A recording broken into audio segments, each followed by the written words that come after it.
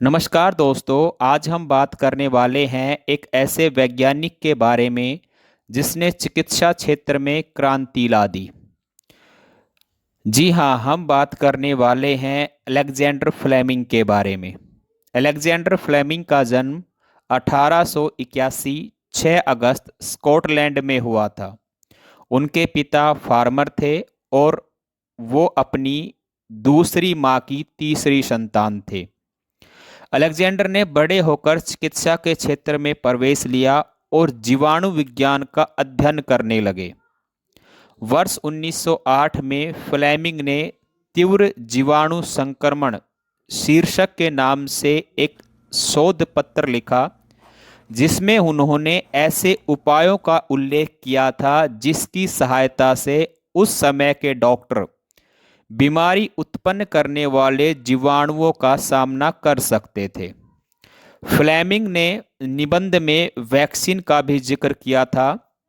Vaccine के द्वारा शरीर में मृत या कमजोर बैक्टीरिया या वायरस को प्रवेश किया जाता है, जिससे शरीर बाहरी आक्रमण के खिलाफ सजग होकर रोग प्रतिरोधक क्षमता को विकसित कर लेता है। क्योंकि शरीर में प्रवेश करने वाला बैक्टीरिया या वायरस कमजोर होता है, वह शरीर को आमतौर पर नुकसान नहीं पहुंचाता। वैक्सीन द्वारा चेचक, रेबीज, टाइफाइड इत्यादि बीमारियों से बचाव होता है। फ्लेमिंग ने अपने निबंध में उस समय प्रयोग होने वाले एंटीटॉक्सिक और एंटीसेप्टिक का भी जिक्र किया है। एंटीसेप्टिक पदार्थ के साथ दिक्कत यह थी कि इनको त्वचा के जीवाणु को मारने में तो सक्षम है, मतलब ये हमारी स्किन के ऊपर जो इन्फेक्शन है उसको तो खत्म कर सकते हैं, किंतु उन्हें पिया या खाया नहीं जा सकता। Example Dettol. डिटोल को हम अपनी आउटर स्किन के ऊपर तो यूज कर सकते हैं, लेकिन उसको पी या खा नहीं सकते, क्योंकि ऐसा करने पर शरीर के स्वास्थ्य कोशिकाएं भी नष्ट हो जाती है। जिस समय उन्होंने यह ऐसे लिखा था, उस समय शरीर के अंदर पहुंचे बैक्टीरिया से लड़ने की कोई बेहतर तकनीक अवेलेबल नहीं थी। वर्ष 1928 में फ्लेमिंग स्टेटाफिलोकोकाई नाम के एक जीवाणु पर अध्ययन कर रहे थे। इस बैक्टीरिया की कुछ जातियां फोड़े, फुंसी व अन्य बीमारियां उत्पन्न करती हैं। वे फोड़ा फुंसी पैदा करने वाले जीवाणुओं को अच्छी तरह ग्रो कर रहे थे, उनको पूरा पोषक तत्व दे रहे थे, जो अगर लाल रंग की जो शैवाल होती है उनमें वो इजीली ग्रो कर पाते हैं। वो ये सब कर ही रहे थे। एक दिन की बात है, सितंबर के महीने में एक दिन सेंट मैरी में स्थित फ्लेमिंग की जो लेबोरेटरी थी उसकी खिड़की खुली रह गई। तेज हवा का झोंका धूल के साथ उस लेबोरेटरी में प्रवेश कर गया। इस घटना के कुछ दिन बाद एक दिन जब फ्लेमिंग ने तस्तरी में उग रहे जीवाणुओं की बस्ती पर नजर डाली, तो उन्होंने देखा कि पोषक पदार्थ युक्त तस्तरियों में से एक पीले हरे रंग की फफूंदी उग रही है। उन्होंने अनुमान लगाया कि फफूंदी के अंदर जीवाणु संयोगवश खिड़की से अंदर आ गए होंगे और फफूंदी के अंदर जीवाणु उस समय गए होंगे जिस समय वो तस्तरी खुली रही होगी।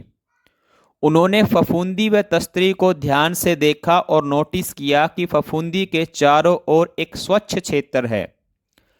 स्टेटाफिलोकोकाई की बस्ती की तरह पीला नहीं है। यह देखकर उनको आश्चर्य हुआ। उन्हें समझ आया कि शायद फफूंदी जीवाणुओं को नष्ट कर रही है।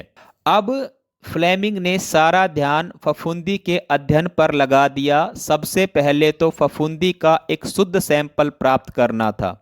उन्होंने प्लेटिनम की एक तार ली और एक छोटे फंदे के रूप में फफूंदी को वहां पर उगाया, जो एक जेली में रखा और बाद में उसकी धीरे धीरे वृद्धि होती रही।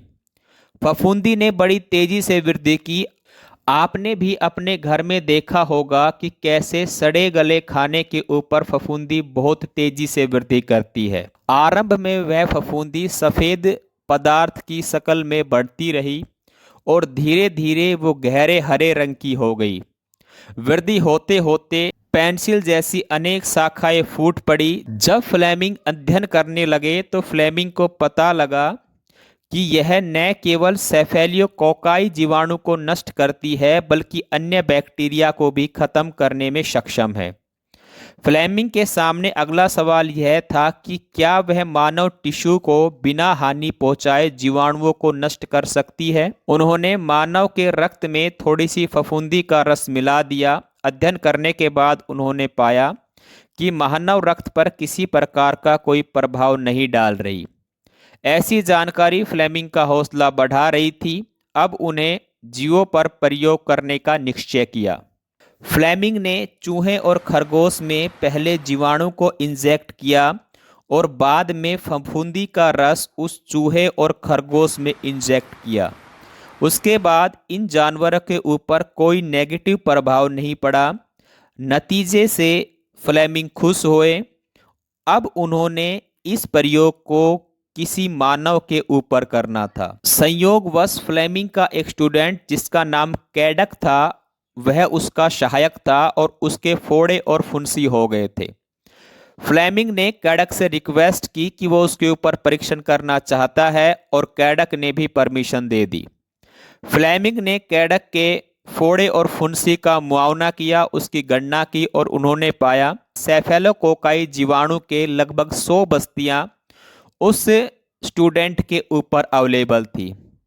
उन्होंने फोड़े और फुंसी के ऊपर फफूंदी का रस घंटे में 3 बार लगाया और जब उन्होंने दोबारा चेक किया तो उसके ऊपर से सारे जीवाणु जा चुके थे और कैडक के ऊपर भी फफूंदी के रस का कोई नेगेटिव इम्पैक्ट नहीं पड़ा। फ्लेमिंग ने इस फफूंदी के रस का नाम पेनिसिलिन रखा क्योंकि यह पेनिसिलियम फफूंदी के रस से प्राप्त की गई थी। जून 1929 में फ्लेमिंग ने पेनिसिलिन पर अपनी रिपोर्ट प्रकाशित की कि उन्हें विश्वास था कि इस रिपोर्ट से उनको ख्याति मिलेगी, पर ऐसा कुछ नहीं हुआ। फ्लेमिंग को बड़ी निराशा हुई। फ्लेमिंग को अपने क्रांतिकारी खोज के लिए इतना ठंडा रिस्पॉन्स मिलेगा यह उनको उम्मीद नहीं थी। संभवतः फ्लेमिंग के साथ जो रसायन शास्त्री काम कर रहे थे वो पेनिसिलिन का शुद्ध रूप या शुद्ध सैंपल प्राप्त नहीं कर सके।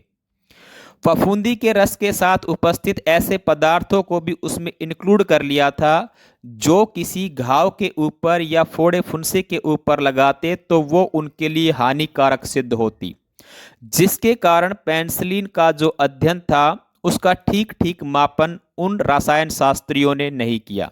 इसी वजह से इसका रिजल्ट खराब आया, किंतु वो फिर भी लगातार इसके ऊपर काम करते रहे।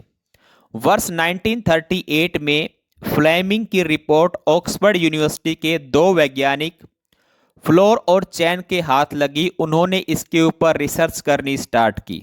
उनके सामने पहला प्रश्न यह था कि क्या वो पेनिसिलिन का शुद्ध रूप प्राप्त कर सकते हैं।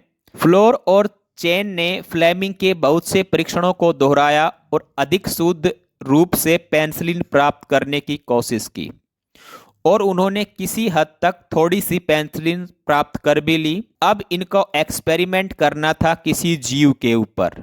उन्होंने 50 चूहों को पकड़ा।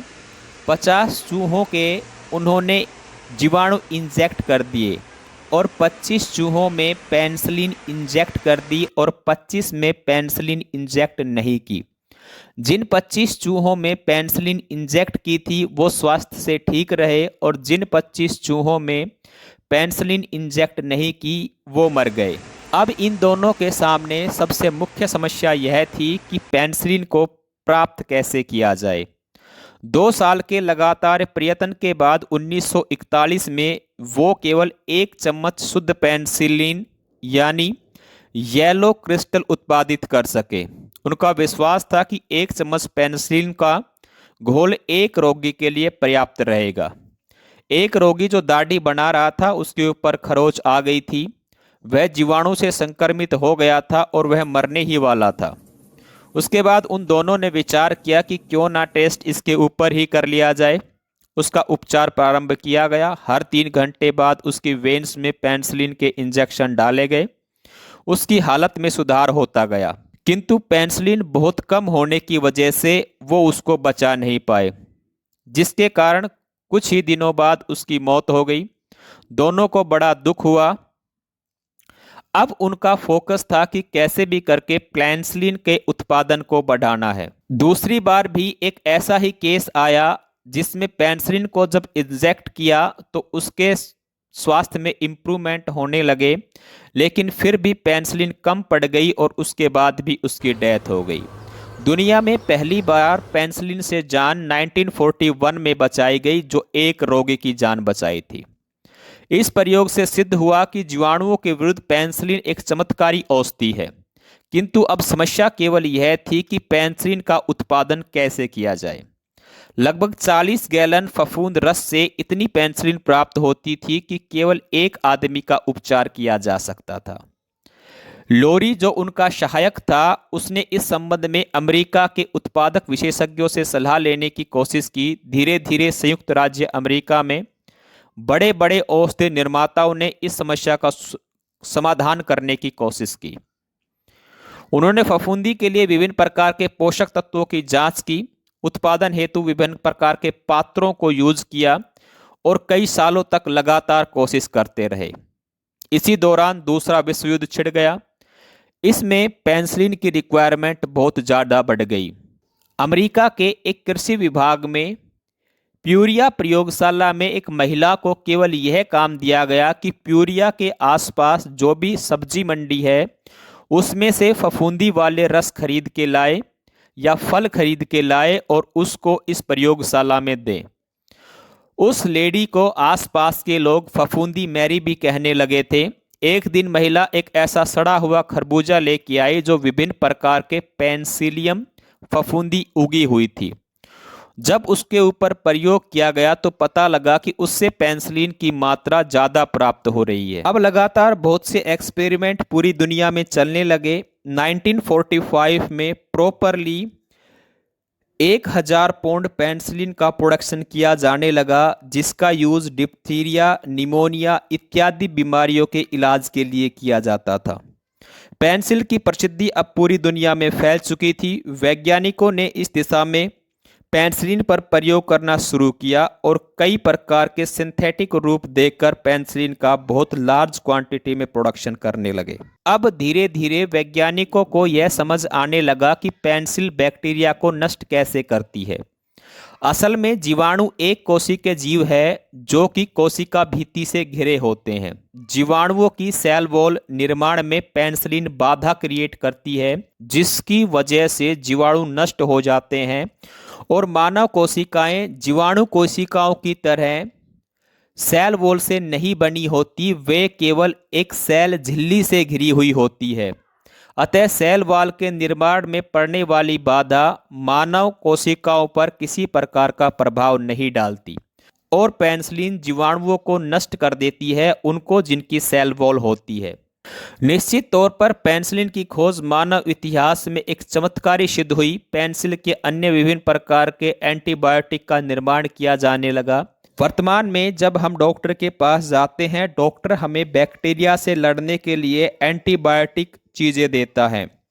वो कहता है कि इसका कोर्स कंप्लीट करना पड़ेगा, यदि उसको बीच में छोड़ दिया तो बैक्टीरिया एक्टिव हो जाता है और वो हमारी बॉडी के ऊपर दोबारा से नुकसान करता है। इसलिए एंटीबायोटिक का कोर्स कंप्लीट करना चाहिए। धीरे धीरे बैक्टीरिया भी बहुत स्मार्ट होता जाता है। वो अपने बचाव के लिए अपने शरीर में भी एंटीबॉडी क्रिएट करता रहता है। इस तरह लगातार इसमें इम्प्रूवमेंट की गुंजाइश बनी रहती है। ये था पेनिसिलिन का आविष्कार, जिसने दुनिया की बहुत बड़ी प्रॉब्लम को सॉर्ट आउट किया। आपको यह वीडियो कैसी लगी अपनी राय कमेंट बॉक्स में ज़रूर दें।